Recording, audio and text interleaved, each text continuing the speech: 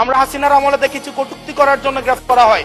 Cartoon share করার কারণে আমাদের চিফ হুইপ মহোদয় আমাদেরকে ইনভাইট ছিলেন এই সংসদে, যে উনি বলেছিলেন তিমির এবং হাঙ্গর, এটা স্যাটায়ার করে বলেছিলেন, এটা আমরাও বুঝেছি, এটা উনিও বুঝেছেন।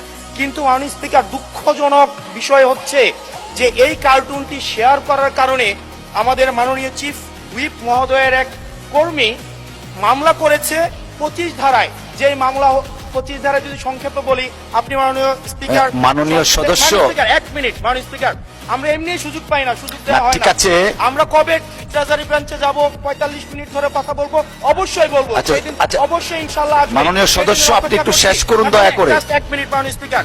25 ধারায় রয়েছে, যে বিধিতে মামলা হয়েছে 25 ধারায় রয়েছে, যৌন নির্যাতন করা হইলে, সংক্ষেপে বলছি, তাইলে এই ধারায় মামলা করা হবে। কিন্তু মাননীয় স্পিকারের মাননীয় হুইপ মহোদয়ের যেই মিমটি শেয়ার করা হয়েছে, সেখানে কোথায় যৌন নির্যাতন করা হয়েছে? এখানে একটা মিম শেয়ার দেওয়া হয়েছে, যেখানে দেওয়া হয়েছে চিনি মাছ সবাইকে সার্ভ করা হচ্ছে। এবং এই ধরনের মামলায় আমাদের এই অভ্যুত্থান পরবর্তী সময়ে বিরোধী দল মতকে দমন নিপীড়নের জন্য গ্রেফতার করা হচ্ছে এবং জামিনও দেওয়া হচ্ছে না। এবং এখানে কোনো ধারায়, 25 ধারায় সাইবার নিরাপত্তা যেটা আইন এই সংসদে পাশ করা হয়েছে, এই আইনে কটূক্তির জন্য বা রাজনৈতিক স্যাটায়ারের জন্য আমাদের মামলা করার কোনো বিধান নাই।